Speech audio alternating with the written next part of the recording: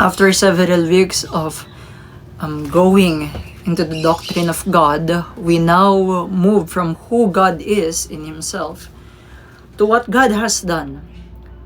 We have learned that God is triune, Father, Son, and Holy Spirit. Now we ask, what did this God do in the beginning?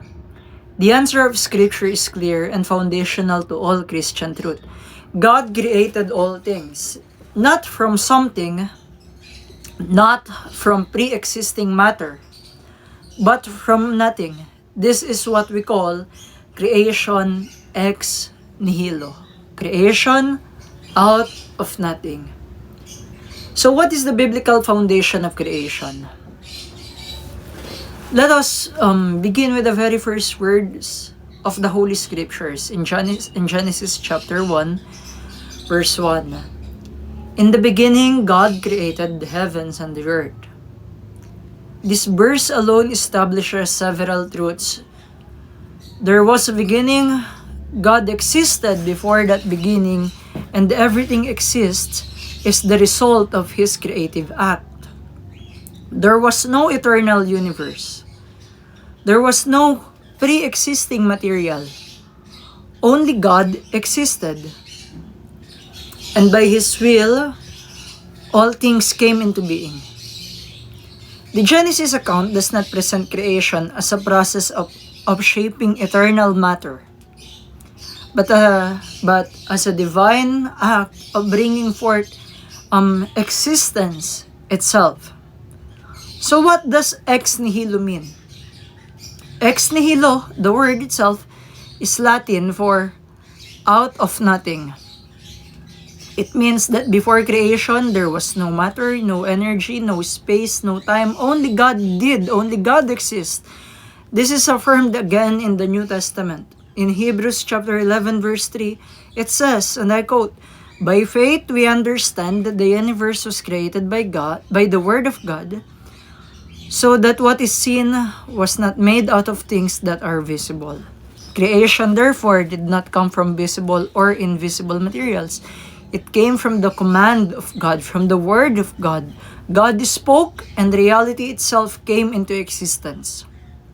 God creates by His words. The pattern in Genesis chapter 1 is unmistakable. It says, "Let there be," and there was. This shows the absolute sovereignty and power of God. He does not struggle, He does not labor, He does not depend on tools. He simply wills it, wants it, and it is done. This is echoed in the Psalms chapter 33, verse 6, 9. "By the word of the Lord, the heavens were made. For He spoke, and it came to be. He commanded, and it stood firm." This teaches us that creation is not merely an act of power, but an act of divine authority. God is not working within creation, He is Lord over it. So where can we see the triune God in creation? Creation is not the work of the Father alone, we must be clear, but of the triune God.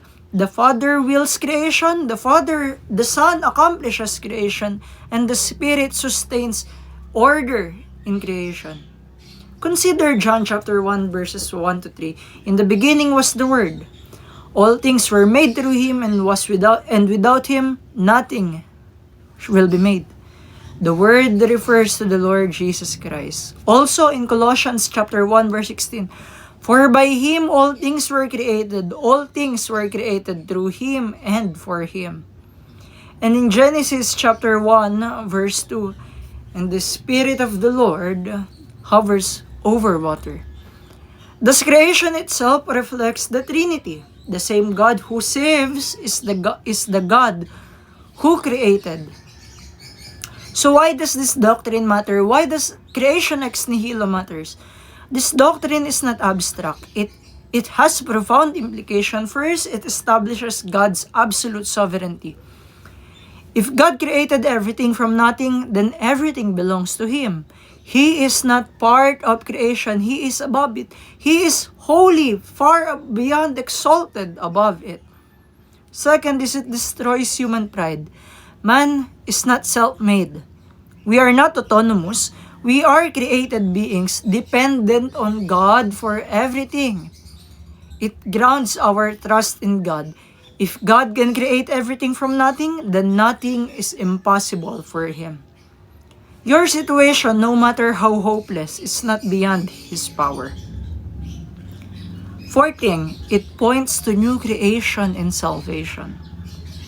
The God who creates from nothing is the same God who gives life to spiritually dead sinners. 2 Corinthians chapter 4, verse 6, for God, who said, "Let light shine out of darkness," has shone in our hearts. Just as God has brought life into physical darkness, He brings spiritual life into dead hearts. Salvation itself is a work of creation. So what should be our response as creature? If God is our creator, then we are accountable to Him. We are not free to live as we please. We exist for Him. In Revelations chapter 4, verse 11, "Worthy are you, our Lord and God, for you created all things, and by your will they existed and were created." This means we worship Him as our Creator. We submit to Him as Lord. We live for His glory. To reject God as Creator is not merely an intellectual error. It is rebellion. There is only one true God. He is eternal. He is self-existent. And He is the Creator of all things. You did not bring yourself into existence. You belong to Him.